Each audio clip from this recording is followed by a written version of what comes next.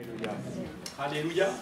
Gloire à Jésus. Je suis vraiment dans la joie d'être au milieu de vous, plein d'émotions. Aussi, il y a quelques mois en arrière, j'étais sur cette estrade. Daniel m'avait demandé de dire quelques mots. J'avais perdu ma femme, j'avais perdu mon bateau, j'avais perdu mon avenir, j'avais perdu toute force. Et vous avez prié pour moi. Et je suis heureux de vous dire que notre Seigneur est merveilleux. Alléluia. Tout pouvoir lui a été donné dans les cieux, c'est vrai, mais il faut le vivre sur la terre. Amen. Et réaliser qu'il est à l'œuvre au milieu de nous pour nous sauver, nous guérir, mais aussi pour nous donner une parole. On a la Bible, c'est formidable, ça fait des années qu'on a la Bible, pour ma part, ça fait presque 40 ans. Mais ce qui est important, c'est que ces paroles ne soient pas gravées dans le livre, mais qu'elles soient imprimées dans nos cœurs. Et en me préparant pour ces moments, et en me préparant dans ma tournée missionnaire, parce qu'en fait je fais une tournée missionnaire, j'étais à Verquin, j'étais à Montigny-en-Goël, la semaine prochaine je suis à Lens, Liévin, parce que vous allez découvrir au travers de la vidéo que maintenant Dieu m'a permis de vivre 40 ans plus tard. Il y a 40 ans, Dieu m'avait dit « Les îles espèrent en moi ». Et pendant 40 ans, j'ai travaillé, j'ai eu une association qui s'appelle Vague d'Espoir. Je suis allé partout dans les îles de France. Et puis, en préparant ma retraite avec mon épouse, on pensait vraiment refaire un demi-tour du monde et aller en Polynésie par nos propres moyens. Dieu ne l'a pas permis comme ça. Il a repris Maryse, elle est auprès de lui, d'une beauté extraordinaire. Et il m'a permis encore, pour moi, eh bien, maintenant non plus de naviguer, mais de voler vers les îles, parce que les îles espèrent en lui. Et cette parole, qui était une parole qui était au fond de mon cœur, est devenue maintenant du feu en moi. Amen. Et en me préparant pour ces moments, à chaque fois que je parle devant une église, je dis « Seigneur, soit tu me laisses au lit, ce matin, soit tu me donnes une parole de feu, alléluia, afin que mes frères et sœurs goûtent le feu d'en haut, alléluia. » Jésus disait, je suis venu pour que mes brebis aient une vie abondante, alléluia. Et j'espère pour vous, pour chacun de vous, l'abondance de la grâce, amen, l'abondance de la bénédiction ce matin, alléluia. Alors sans plus tarder, si la vidéo est prête, ce sera l'intro qui vous permettra de voir et de me situer un peu dans le décor de ce monde. Après, il y aura la vidéo, mais le son, c'est pas sûr. Bon, s'il n'y a pas le son, je ferai le commentaire. Ah ben, le son y est. Il est là. Ouais. Ouais, mais il n'est pas dans le... là. Ouais.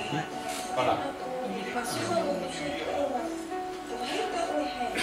Alors voilà, je suis maintenant dans le Pacifique, à Tahiti, après avoir parcouru pendant des années les îles de France, puisque j'ai été pasteur à Vannes et je suis allé à Wainé, enfin, dans toutes les îles de France.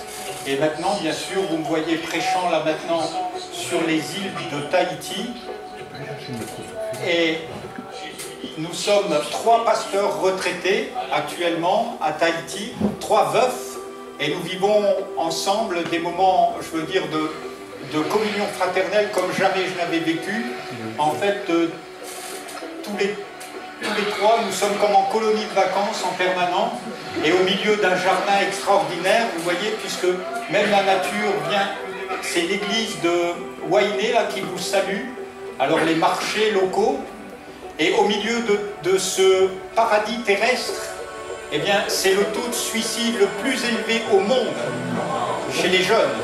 Voilà pourquoi aussi nous avons besoin de prêcher l'évangile, d'ouvrir des assemblées, afin que les jeunes trouvent un refuge dans le Christ Jésus.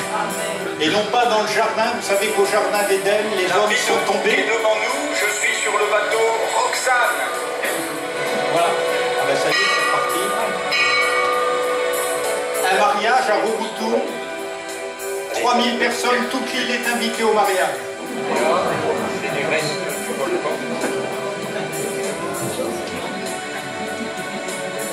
Voilà, ce sont des îles volcaniques. La communion fraternelle, ça se finit toujours par un banquet.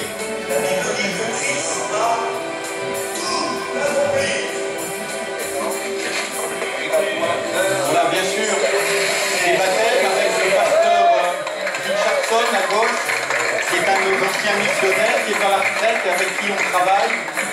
Tous les deux, voilà. Pasteur Mondé avec le frère Cédric. Voilà, merci à notre Dieu. ce poisson. Voilà, on pêche quelques petits poissons, histoire de manger le midi. Et bien sûr, on pêche les gros poissons en prêchant l'évangile.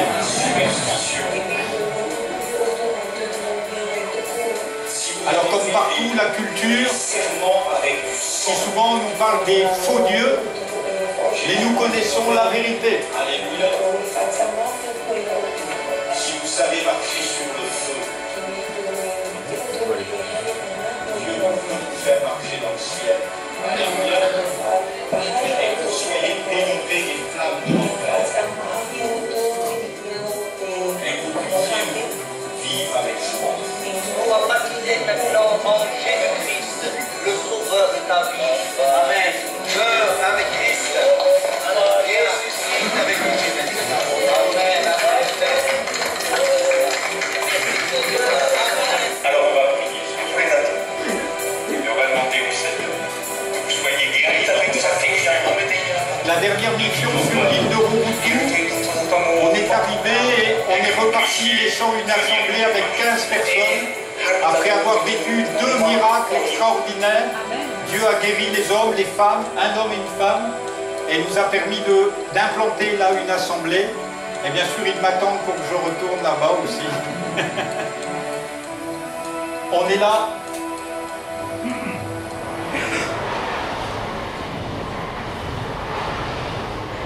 Voilà donc ce que Dieu a fait des ruines du bonhomme que vous aviez vu il y a 6 mois. Il m'a ramené là-bas au bout du monde et jour après jour, je peux dire, exactement comme dans le prophète Néhémie, quand la muraille est complètement démolie, j'étais un homme débâti et Dieu m'a relevé, il m'a rebâti. Et si l'adversaire vous a volé quelque chose, sachez qu'il devra vous rendre plus qu'il ne vous a pris. Et c'est important de le réaliser que sous la grâce, sous la protection de Dieu, nous sommes bien. Amen. Alléluia, je vous sens un peu tendu là. Alors on va commencer à prêcher hein, maintenant. Ça y est, on a fini la présentation, les décorations. Alors tu peux dire à ton voisin, tu as bien fait de venir ce matin. Vous avez bien fait de venir parce que bon, il m'a dit de toute façon tu as jusqu'à 16h cet après-midi. Donc je me sens à l'aise, on a le temps. J'aimerais vous entraîner tout de suite dans la première épître de Jean. Nous allons avec lui eh bien, découvrir encore ce feu de Dieu et le vivre ce matin ensemble. Quelqu'un peut dire Amen. Amen. Ce qui était, Jean 1, le chapitre 1er, ce qui était dès le commencement, ce que nous avons entendu, ce que nous avons vu, ce que nos yeux, ce que nous avons contemplé et que nos mains ont touché concernant la parole de vie. Car la vie a été manifestée, nous l'avons vue, et nous lui rendons témoignage, et nous vous annonçons la vie éternelle, qui était auprès du Père et qui nous a été manifestée. Ce que nous avons vu et entendu, nous vous l'annonçons à vous aussi, afin que vous aussi, vous soyez en communion avec nous. Or, notre communion est avec le Père et avec son Fils Jésus-Christ. Et nous écrivons ces choses afin que notre joie soit parfaite. La nouvelle que nous avons apprise de lui et que nous vous annonçons, c'est que Dieu est lumière et qu'il n'y a pas en lui de ténèbres.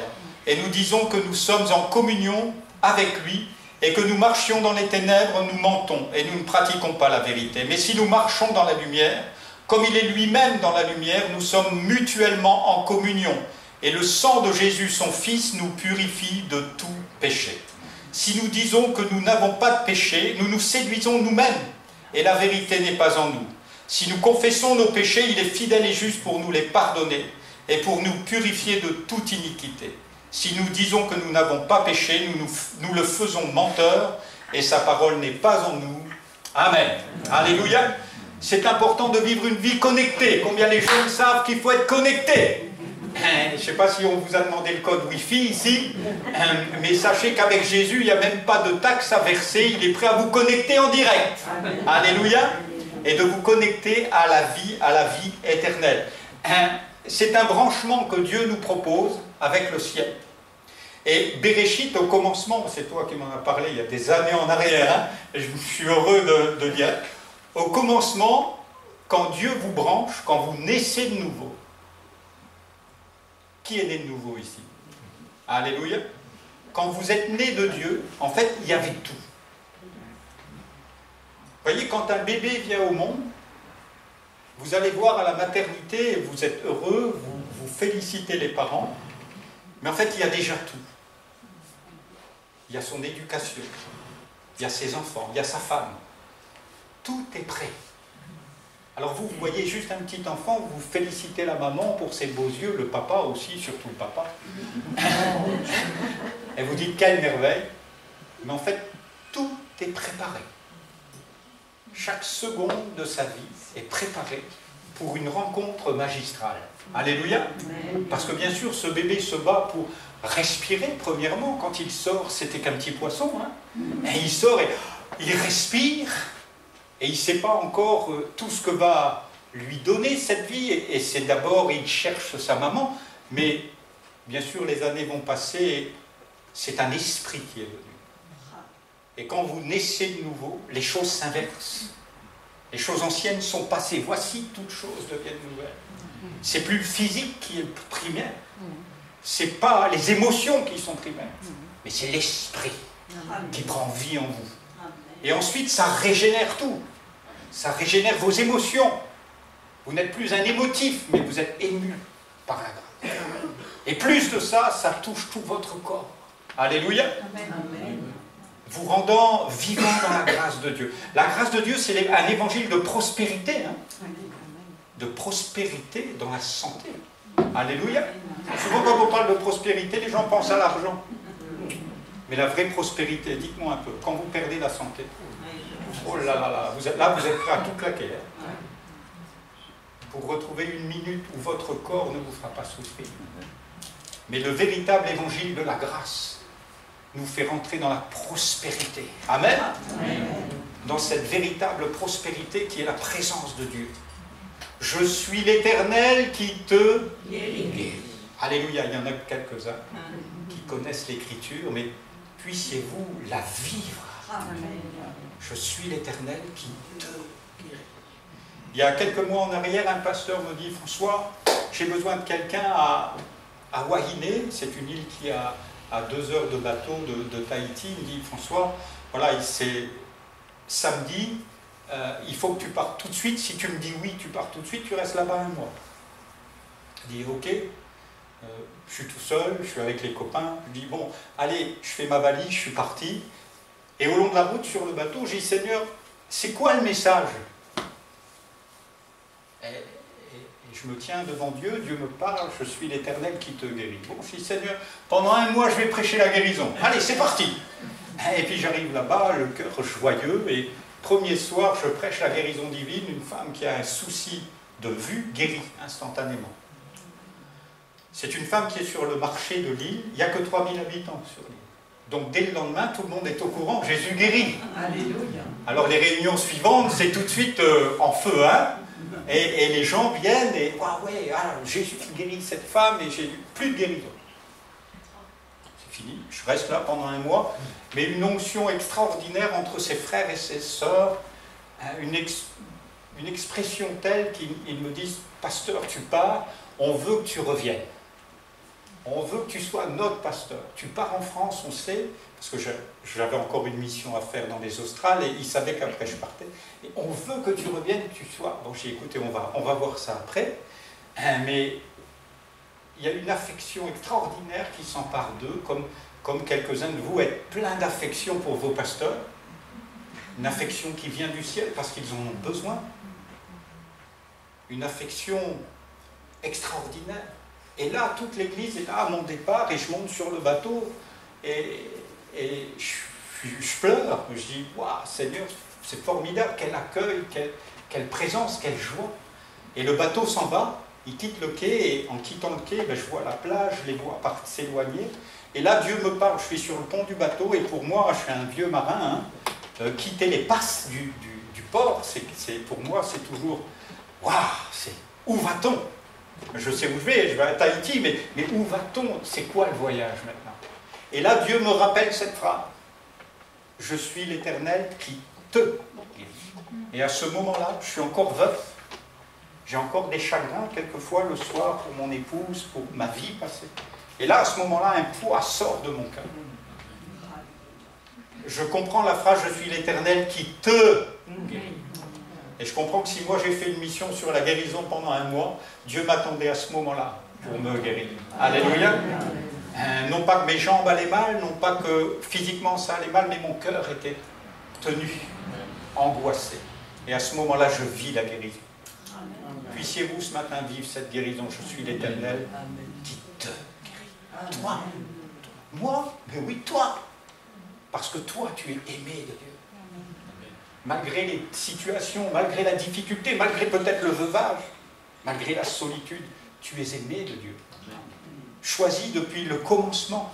Donc c'est une vie branchée. Je suis aimé de Dieu, connecté à lui.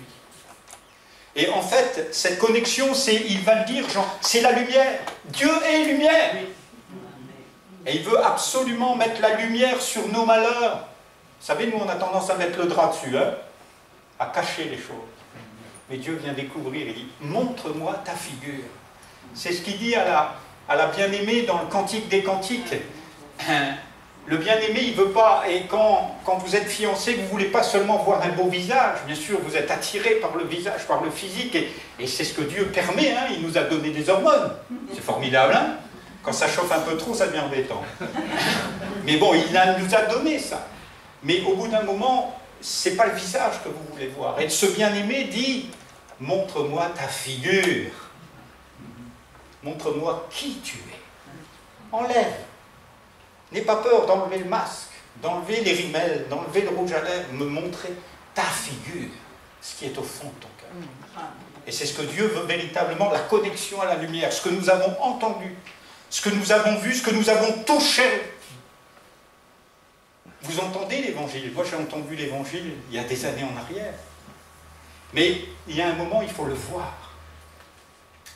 À Dunkerque, on dit qu'il faut le voir pour le croire. Hein? Eh bien, vous pouvez y croire quand vous avez vu. J'avais entendu parler de Jésus par un vieux marin, Joël Huillic, et je me fichais de lui. Et de Méry aussi, ils sont partis auprès du Seigneur maintenant, ces gens-là. Mais voilà. Et jusqu'au jour où mes yeux ont vu, sur l'autoroute ici à Dunkerque, j'avais entendu, mais quand mes yeux ont vu, mon fils guéri instantanément, une joie éternelle remplir mon cœur, une nouvelle naissance. Là, sur un autoroute, je n'étais pas dans une église. Mais vous savez, Dieu fait enfanter les biches où il veut. Hein? Alléluia.